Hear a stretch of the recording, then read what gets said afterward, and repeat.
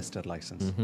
Most of the times, people have misconceptions that it has to be paid certain amount, certain criterias. It is actually a lot more of an ease right now. It has the land has actually given you opportunities based on different criterias of business, what you can come back and you can register the business.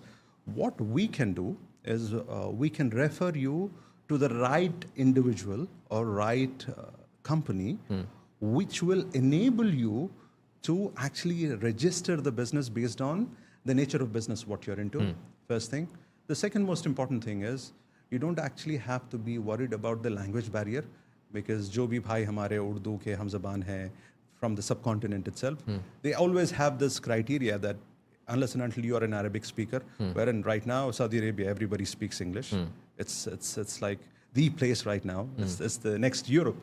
But if they have certain doubts that there is no consultancy which is actually trustworthy, they don't have, maybe it's a scam as well.